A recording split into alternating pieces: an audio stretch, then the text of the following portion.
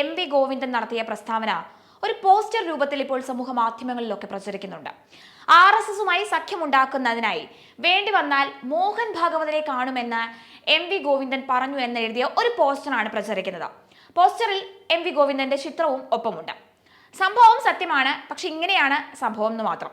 Kovalam area committee office ഉദ്ഘാടന വേദിയിലെ പ്രസംഗത്തിലാണ് ഗോവിന്ദൻ ഇക്കാര്യം വെളിപ്പെടുത്തിയത്. അതായത് ഗോവിന്ദൻ പറഞ്ഞത് ഇങ്ങനെയാണ്: RSSുമായി സംസാരിക്കുന്നതിനായി ADGPയെ ആശ്രയിക്കേണ്ട ഗതികേട് CPMന് ഇല്ല എന്നും ഡീൽ ഉണ്ടാക്കാനാണെങ്കിൽ മോഹൻ ഭാഗവതനെ കണ്ടുകൂടെ എന്നുമാണ് ഗോവിന്ദൻ ചോദിച്ചത്. ഇനി എം.വി. ഗോവിന്ദനോട്, excuse me mister Govinda, Shri Mohan Bhagwat Z category സുരക്ഷയുള്ള ഒരു മഹത്തായ പ്രസ്ഥാനത്തിന്റെ കാവലാളാണ്.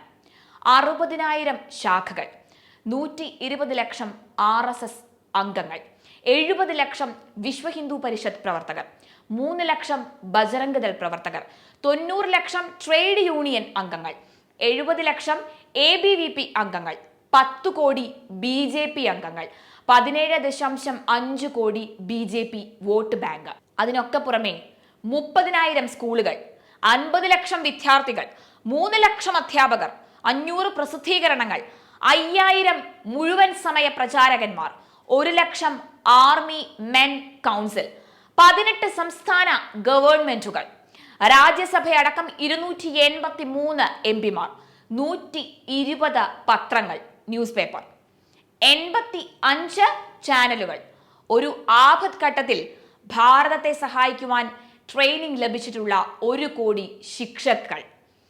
പ്രിയപ്പെട്ട സഖാവ് ഗോവിന്ദ, ഇതിന്റെ 4 അംശത്തിലും താഴെയുള്ള ഭാരതത്തിൽ വട്ടപൂജ്യമായ വെറും 3 MP മാരും DYFI SFI അടക്കം 70 ലക്ഷം അംഗങ്ങളും മാത്രമുള്ള ഒരു പ്രസ്ഥാനത്തിന്റെ സംസ്ഥാന സെക്രട്ടറി മാത്രമായ നിങ്ങൾ എവിടെ നിൽക്കുന്നു? ശ്രീ മോഹൻ ഭാഗവത് എവിടെ നിൽക്കുന്നു? ഒരു 100 പ്രാവശ്യം നിങ്ങളെപ്പോലെയുള്ള ആൾക്കാർ മുട്ടിയാലും ആ വാതിൽ ഒരിക്കലും തുറക്കില്ല. അങ്ങനെയൊന്നും തുറക്കുന്ന വാതിലല്ല അത്. അതിന് ലേശം അല്ല, അല്പം കൂടുതൽ കട്ടി കൂടുതലാണ്.